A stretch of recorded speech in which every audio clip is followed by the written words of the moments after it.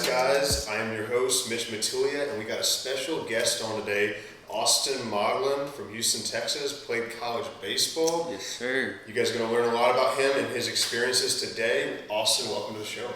Yeah, man. Thank you for having me, Mitch. Absolutely. I appreciate it, man. It's a pleasure to have you on. And just to kind of, I guess, start things off, a little bit about yourself. Where did you grow up, and what high school did you go to?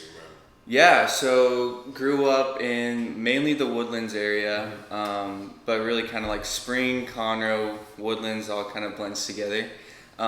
Grew up there, 23 years old. I went to Oak Ridge High School. I moved right before my freshman year, so it was kind of like a going in blind type of situation. So it was pretty fun. Awesome, man. And growing up, I mean, did you play any other sports other than baseball? I mean, yeah, so no. my parents were all about me going and playing baseball. Really wanted to play football. I played it for a little bit, but just like the risk of injury, I had my stepdad, he was really, really good growing up, but he was a bigger guy, so they kind of pushed him onto doing football and being on the line. right. And he messed up his knees really bad, and I was like, man, I love baseball too much. I don't want to risk it. And then you play, and the longer you play, you realize there's some big old dudes on the baseball field. Yeah. Oh, 100%. Yeah. Big old donkeys. Oh, yeah. I was like, dang, okay, maybe it's all right to be a little bit bigger on the baseball field. Exactly. 100%. And in what positions did you grow up playing? So really, my main one was first base up until high school. When I got into high school, my freshman year, there was Luke and Baker who got drafted by the Cardinals, and I was like, man, that's a big dude right there.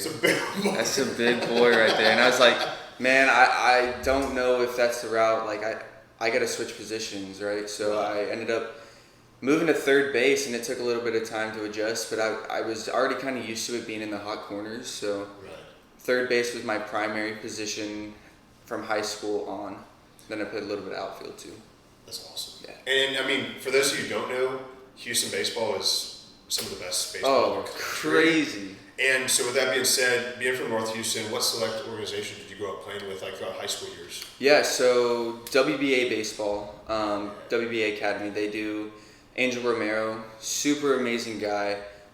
Very fortunate. I grew up, my family didn't have a lot of money, so very fortunate to be involved with him because he ended up letting me play for free. Mm-hmm. And when I had that opportunity in front of me, I think that's why I got so good at it, because I was like, man, if he's going to do this for free, and he's going to let me do it for free, then man, I'm going to work my ass off, really. Yeah. And, it was very fortunate that we crossed paths in life. But stand-up dude, WBA Academy up in Spring, and yeah, if you guys are looking for a spot in Houston, definitely go check him out. Yeah, what was his background? So yeah, he played a little bit in the minors, I believe. I don't think he made it to the pro level. Okay. But he's Puerto Rican. He takes his team out to Puerto Rico. Actually, his team's there now. So, but grew up in Puerto Rico and has a very, very good baseball knowledge, and his IQ is insanely good, which is why I was very fortunate to play under him and learn from him a lot. But yeah, I mean, he just played in the minors for a little bit. I think he used to be a scout for like the Yankees or the Orioles or something like that, but yeah. I think Jordan and I can both attest to the impact that your high school select coaches make on your life. I mean, through mentoring and just knowledge about the game, and just kind of it's a much different approach than that of your high school coach. Right? Oh, yeah. Because your high school coach might take things a little bit more seriously, where as a summer coach is a little bit more laid back and probably gives you better insight about the game. Yeah, I'm very fortunate. I've had great coaches. So it's crazy. I actually didn't make my high school team any year. I was cut every year. So my sophomore year I made it, and I was on our JV blue team, whatever. It's kind of like the bottom of the barrel team that they just scrapped together. But outside of high school ball, I mean, travel ball was really all I had. So Angel Romero is a guy that I attest a lot of my success to. And then another guy, Jamie Rollmeyer, he used to be with Fury Baseball when I was playing select. That was my freshman year. Yeah. man, Jamie taught me a lot of things in my life that it's very much like Joe, for example, like very good mentor, like really just, I was really down in the dumps my freshman year when I got cut, and he was like, hey, look, it's just 1 year. I think he honestly, ultimately is the reason that I was still playing for as long as I did.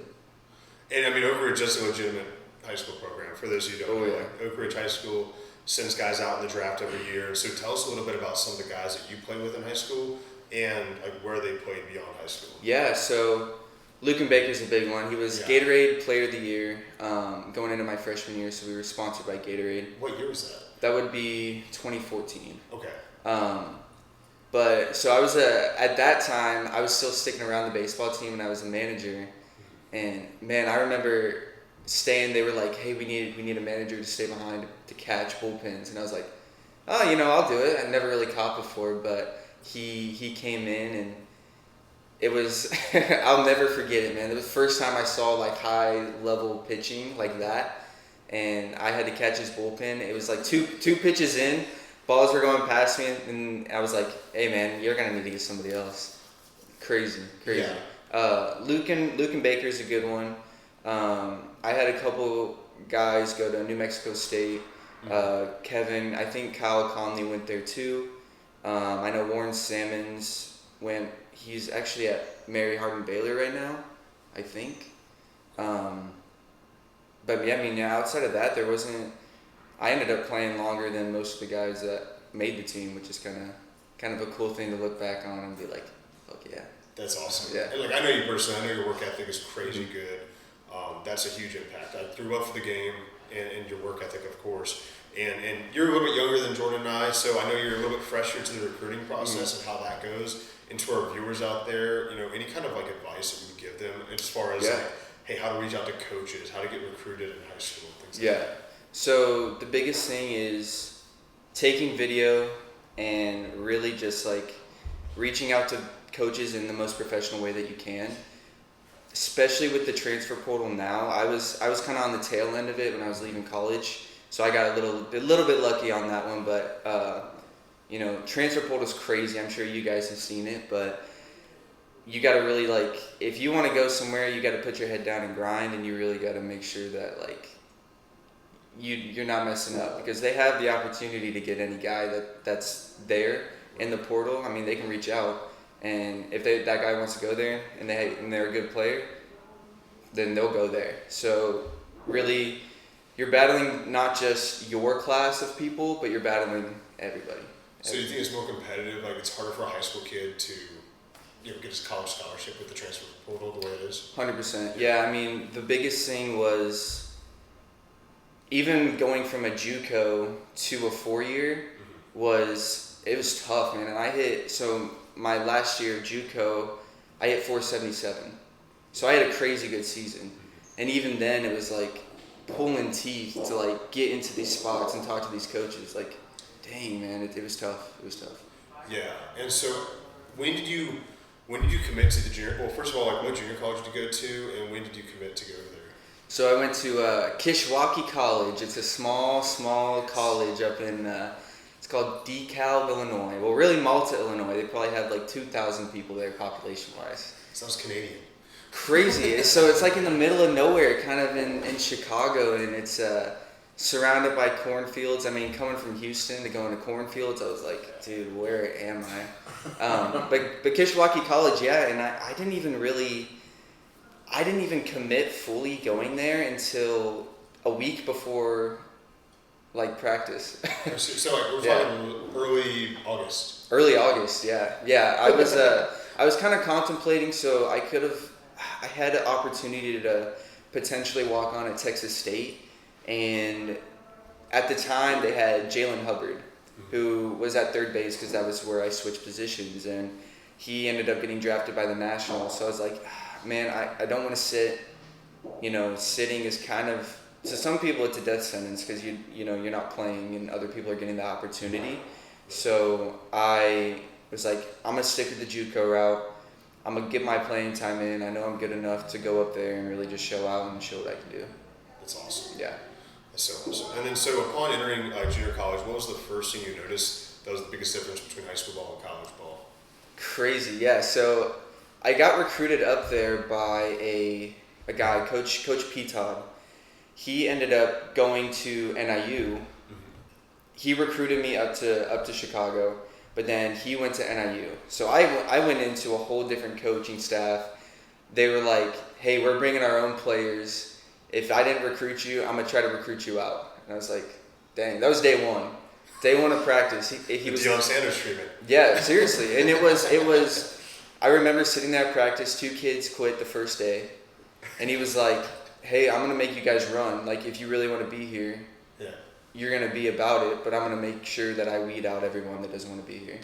I was like, mic drop. Day one, I was like, moved 1,000 miles away. I was like, I'm here, so I gotta put in the work. You know what I mean? I ain't going back home to mom. So it was the first day was a big shock, but then I think that's kind of what set the tone for me throughout my college career.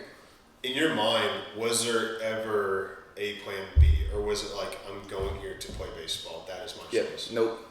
I don't like plan Bs. I'm a plan Bs around here. Yeah, because if that's your goal and that's your choice, that's no excuses. That's what you wanted, so you got to get it done. And when Jordan and I, when we work with athletes, we discuss the mental aspect of things quite a bit. And I think just having a plan B, it basically presumably says that you doubt yourself. Yep. Right? 100%. And so you don't have a lot of faith in yourself, and therefore, and in any sport, especially baseball, in a sport that you fail so often, having the confidence is the most important thing. Oh yeah. Yeah. Because you fail 7 out of 10 times. If you let that get to you, this game's not for you. Oh yeah. Yeah. No, seriously. I was thinking about that on the way here. I was like, dang, baseball really is just like no one's really good at it. Really, honestly, you can get better, but you're gonna fail a lot more, and it's just the process of that is, I love it. It fires me up thinking about the process of just getting better every day, and I love it. Love it. And so tell us a little bit about your career, at the junior college level, and then how you evolved into the Division I baseball player that you became. Yeah, so going into freshman year, I was always very good up there, especially up there in Chicago, right? So very competitive scene down here in Houston. Right. But when you go up there and you're kind of in the Midwest area, it's really like the kids down there are behind. Yeah. In all honesty. Year round you play here, right? You have summer ball, you have fall ball, you have spring ball, but up there it snows half the year. Mm-hmm. So you can't really, you have half the year where you're sitting inside and you can't really do anything. Right. So when I went up there, I was kind of locked in from the get-go. Like my first game we played, I had a walk-off. And I was like, that was kind of the moment I was like, okay, I know I'm here, and I know I'm at the level of, I'm probably the best person on the team. Right. And from there, my confidence never really left. There were some up and down moments for sure, but that's just baseball, right? Biggest thing for me was freshman, sophomore year. So my freshman year actually I was juggling, partying too much. I was a little, that's... You're away from home for enjoying being out, and having fun with some people, but... then my sophomore year, it was COVID. Yeah. So, dude. COVID threw. How was that? Dude, that was a shock, man. That was a whole nother level of, dude, what am I gonna do? Because I remember we were literally on the bus to go to our spring game, or to a spring training down in Florida, and we all get an email on our phone, and it's, hey, the college is going to shut down for an extra week. So we're just thinking we're getting extra spring break. So we're like, cool. We're going to... Yeah. It's like second, third week of March. Right? Yeah. So we're about to be like, we're going to have 2 weeks in Florida. We're about to have fun. And then we're on the way back to like our houses, our apartments, and it's, hey guys, actually we're going to shut the college down and we're going to cancel the trip. So from there we're like, dude, okay, what is happening? Like, what is even going to happen? And from there, it's just, we never got a chance to play that season out. Wow. Yeah. Because you guys were like 1.5 months in the season, right? We were probably like a month. Yeah, we were probably a month in, and it was like, and that was not even like official season. It was just like preseason games, traveling to like Michigan and Iowa, doing some stuff out there. But yeah, man, that was such a. But I made some of my best friends during that time, and like looking back, and we talk about it all the time. It's like, dang, my teammates that we had that year. Mm-hmm. That was my most fun year being out there. So it was fun. And then you gained an extra year of eligibility from them, yes. Right? So did you initially know right away, right when the season got canceled, you're like, I'm coming back to play next year? So I didn't. I was kind of like contemplating. I was like, man, should I go to the 4-year level? Mm-hmm. Should I stay at Juco? I didn't have the best start of my season going into COVID year. Right. So I was like, man, I'm gonna bite the bullet. I'm gonna stick Juco. I'm gonna go back for another year. And that's when I really got the opportunity to become a really good baseball player. I got to be the team captain. Everyone kind of looked at me to lead the team. And we didn't really have a good team. Like my coach up there, he was a very old school coach, I would say. He didn't really evolve his game to the level of what it is now. Right. Very, very old school tactics, very old school hitting styles. I mean, so it was hard to adjust, and it was tough to go from going into my JUCO career knowing that I have a phenomenal coach. Mm-hmm. Like he gets people moved on, he gets people drafted, and then this guy coming in was just not to that level yet. So it was tough. But going into that junior year of my experience was, man, this is the year I gotta do something, and I knew that every day. So I was team captain, but I was not nice on the field. I'm a nice guy. I mean, you know me, but nice guy. But man, Very nice guy. But man, whenever I step on the field, you're gonna know that I'm on the field, right. And if you ain't there to be on the level that I'm at, I don't want you on my field. Right. So I was kind of a toxic leader at the time, but I think that's what made me have the season that I had. I mean, because I knew every day, every rep mattered that I took, so it was an opportunity to get better. So the partying subsided a little bit. Partying definitely subsided quite a bit. We're focused at this point. Super focused. Third year. Yeah. You get all that fun stuff out of the way your freshman, sophomore year, but definitely going into that junior year, I was focused, I was determined, So you get seen by Northern Illinois, right? And did they offer you a scholarship? Yeah, so it's kind of crazy. So going into my 4-year career, man, there was a lot of things that kind of culminated into one. But it was one, my coaches, because my team was very bad, I was already kind of looked down on, and it was not good. I didn't have a good case for myself. So, I mean, in all honesty, in my college career, my JUCO, we probably only won like 15 games. Wow. Crazy. I mean, the coach, and I don't want to attest it to the coach, but the level of playing out there with Midwest, like small town kids is not, you have some really good ones, don't get me wrong, but most of them are just, they don't have the mentality that, like, ball players, I mean, like that you guys had growing up down here, right? It's different level.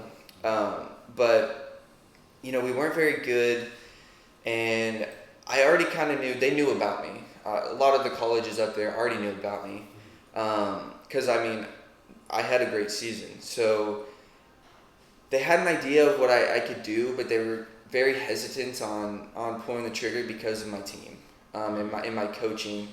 I even did summer leagues up there, and I would tell them where I played, like the coaches they were like, oh man, you're good, like where are you playing? I was like, I was playing at Kishwaukee, and they're like, oh, it was like that bad. Was it the conference that you were in as well?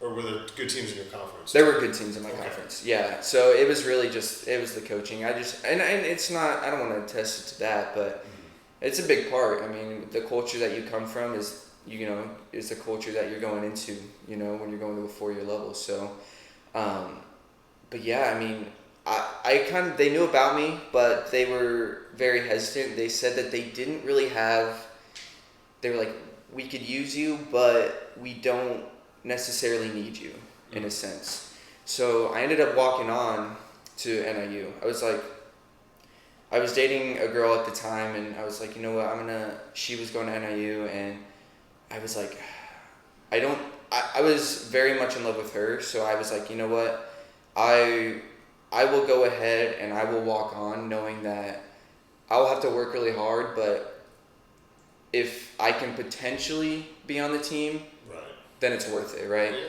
So I ended up making the team, but where I got messed up was I took my extra eligibility year at my Juco. Really messed up. So going into the season, you had to be 60% towards your degree. I was 55. So they were like, there's a lot of technicalities, and so they were like, you could fight it if you want to, but the odds are very slim that you'll be able to fight the NCAA. And I was like, oh, man, I got like ripped my heart out a little bit, you know. So it was. I mean, I don't regret going to my 4-year school. I made the team, right? I mean, at least I could say I made the team. I made a D1 team, but the way that it happened because of COVID really just was like, dang, hurt a little bit for sure. So because you used the extra year at the junior college, you only had 1 year of eligibility at NIU. Is that the way it works? So every year you have to be 20% towards your degree. Okay. So technically, freshman year 20, sophomore year 40, junior year 60. So I did my junior year technically, right? Mm-hmm. But I was only 55% out of that 60%. So I was 5% behind on my degree to be able to play. Yeah. Yeah. So it was to the point where, hey, you're gonna be on the team, but you're not gonna be on scholarship. You're gonna have to still work out, still do everything. And at the time, my mom was very sick, and she still is pretty sick, but I was like, man, I gotta work. You know, my mom's sick. I can't just leave my family out high and dry. So I was like, man, I guess this is where I have to kind of put my career on hold for a little bit. Yeah. Yeah, it was tough. So what were your feelings at the time? Like, I mean, did you transition? Did you get a job up in Illinois? Yeah. Okay. Yeah. So I mean, I worked at a YMCA, and I got to like a management position there, but I was okay. Like my feelings towards baseball, I was okay with, because I was, like I said, I was in love with this girl, and it didn't work out in the end. Which now looking, if it worked out with her, I would have been fine. But since it didn't, now I'm like, dang, like, because I had other offers. I had other offers to go to other schools, but I was okay with where I was at. You know, I went through the COVID year. Mm-hmm. My mom was sick. I was like, dude, there's just so much that has happened so quickly that it was like, man, I'm tired. As a 21-year-old kid, sometimes it's hard to process all that at the time. And you got to make like decisions pretty quick, and it's like, damn. You know? Yeah. So did you feel like you didn't have like enough closure about the game, you know, at the time? Like, did you feel like you could have kept playing?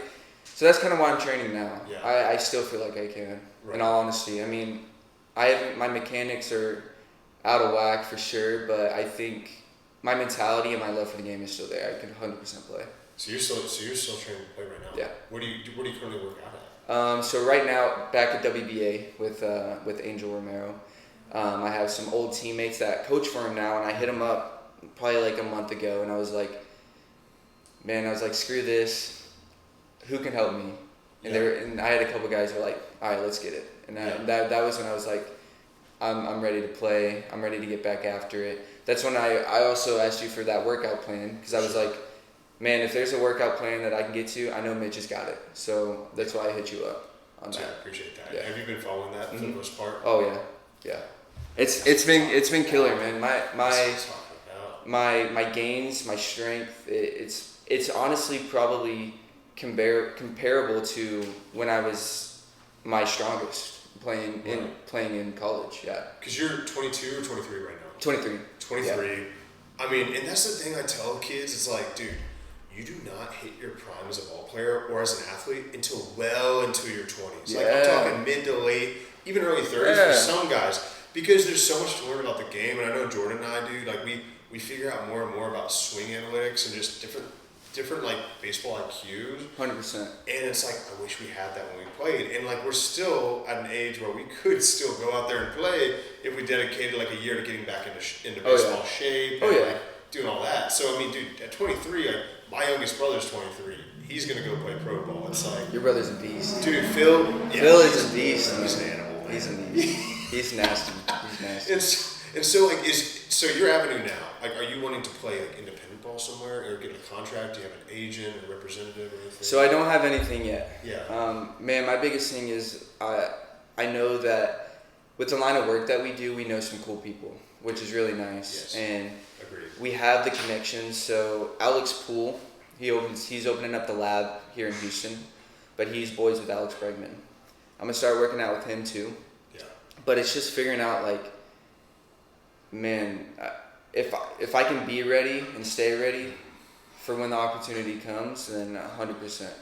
Because baseball is one of those games where if you're good enough, they'll find you. Yeah. If you're good enough, they'll find you. The ball does not lie. Yeah. You know what I mean? So, and for those of you who don't know, I've known Austin through MyFit Foods, which is a healthy meal prep company. So it is very much in line with what we do day in, day out. Yeah. Like we live the life, you know? Yeah. Oh, 100%. And so I'm sure it's helped you get to the next level. And so what has your transition from college, like you graduated from NIU and then you immediately moved back to Houston, right? Mm-hmm. And is that when you got hired on by MyFit Foods? It is, yeah. I mean, I went through this weird phase in my life moving back. I was like, dang, I moved out to Chicago. I feel like I failed, essentially. I mean, I went through this big depression and I was like, man, I just need something. And then I literally was clicking through jobs and I was still with my girl at the time because we moved down here and I remember I was like, I saw MyFit Foods. I didn't even read the description about it. Yeah.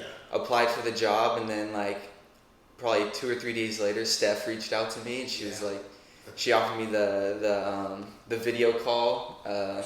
and it's so funny because they always joke about it now because of how rigorous the hiring process is for MyFit They're Foods. very particular for good reason. Yeah. Because they only want to hire people that are going to move up within the company Yeah. and make it to the corporate level. Like that's what they do. Yeah, growth mindset. Yeah. I mean, we're reading self-help books all the time. We have book club on Sunday, and we joke about it all the time. And I was like, man, I was just looking for a job. I didn't know. I was just applying to every job that I could. You never truly know what the job entails. It's crazy. Life just works that way. Yeah. For sure, man, and that's a blessing in itself. And so I think you're here for a reason, certainly, and dive into what your eating habits and what your training schedule looks like right now. Yeah, so my eating habits have been very fluctuating, especially since I'm trying to figure out. I mean, I didn't have this type of eating.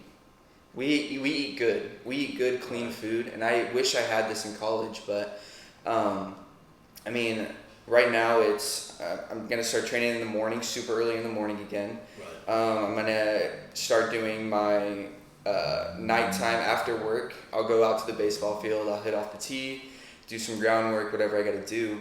But throughout the day, I'm eating 5 meals. I'm gonna be drinking a protein shake too after my workouts. So it's like getting back into the calories of being a true athlete. Yeah, because you've weaned down quite a bit. Oh, yeah. In the past few months. Did you gain a little bit of weight after you got done playing? Man, after I got done playing, I was like, no more 6 a.m. workouts. I don't got to be working out 3 times a day. Oh, I was like, ooh, I was enjoying life a little bit. So I was eating good. I was resting good. So yeah, I mean, I had to get back on track for sure. Yeah, and that was 6 months. You fell off a little bit, but then you got right back on track. Yeah. I think I went down from 205, heaviest I've ever been was 25% body fat, and I think now I'm 185 and 14% body fat. I was about to say, you're looking jacked. Yeah. I can see the veins. Yeah. And is that your playing weight? Is that your fighting weight? So typically, when I was at my prime, in a sense, I was 195. I'd like to be there, have a little bit more mass on me than I do now, but I know I'll get back there. Well, you know who to reach out to as well. I know. Hey. I got you. Hey, we're just a phone call away. Oh yeah. And then, dude, that's awesome to hear. Because I personally didn't know that you were pursuing that. That's really cool. Because right now I'm trying to convince my brother, hey, play this kid's game as long as you can. Until they tell you are not good enough. Yeah. Well, see, you need to quit. Yeah, and that's the thing with me. It was, man, I went through this season where I hit 477, and then I never played again. So it was dude, there's so many unknowns for me right now, and that's where I'm like, man, but what if? I have so many what ifs right now with the game of baseball. Dude, it keeps me up at night every night. I'm like, man, what if I just stuck with it a little bit longer? what if I got back into it? There's so many what ifs. You can't live with those what ifs, with those doubts. Otherwise, you'll be that grumpy old 40, 50-year-old. Exactly. You know what I mean? Yeah. You can't have that. Yeah. Oh, I would have went pro if I didn't blow out my knee. Well. and I tell guys all the time, I'm like, dude, play a year after college. You'll figure out real quick whether or not you still love the game, whether or not you're good enough. You'll have a better, I think you'll have a better idea. Yeah. Yeah. And that's what it's all about. And so, man, awesome. I really appreciate you taking the time to get on the show today, man. Of course. We love it, and we're happy to work with you, man. Yeah. Happy to be around you guys. I'm happy to meet Jordan over there, and man, I love you guys. So it's awesome to be out here. Sure. We'll get you on again. Yeah, 100%. Cool, man. Yeah, of course, Mitch. Thank you, man.